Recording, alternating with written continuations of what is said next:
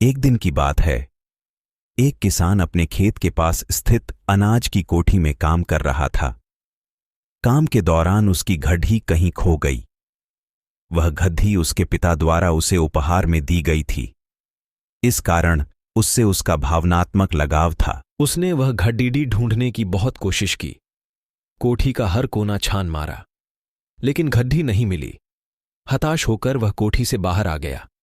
वहां उसने देखा कि कुछ बच्चे खेल रहे हैं। उसने बच्चों को पास बुलाकर उन्हें अपने पिता की घड़ी खोजने का काम सौंपा। घड़ी ढूंढ निकालने वाले को इनाम देने की घोषणा भी की। इनाम के लालच में बच्चे तुरंत मान गए। कोठी के अंदर जाकर बच्चे घड़ी की खोज में लग गए। इधर उधर, यहां वहां, हर जगह खोजने पर भी घड़ी नहीं मिल पाई। बच्चे थक गए और उन्होंने हार मान ली। किसान ने अब घड़ी मिलने की आस खो दी। बच्चों के जाने के बाद वह कोठी में उदास बैठा था।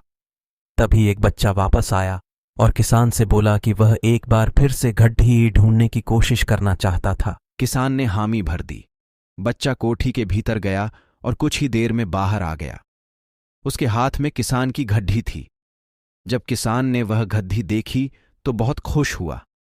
उसे आश्चर्य हुआ कि जिस घड़ी को ढूंढने में सब नाकामयाब रहे, उसे उस बच्चे ने कैसे ढूंढ निकाला। पूछने पर बच्चे ने बताया कि कोठी के भीतर जाकर वह चुपचाप एक जगह खड्डीढा हो गया और सुनने लगा। शांति में उसे घड़ी की टिक टिक की आवाज सुनाई पड़ी और उस आवाज की दिशा में खोजने पर उसे वह घड़ी मिल गई।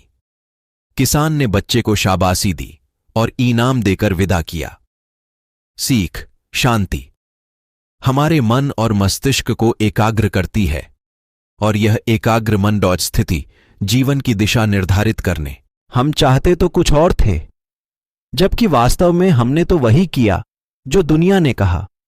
अपने मन की बात सुनने का तो हमने समय ही नहीं निकाला।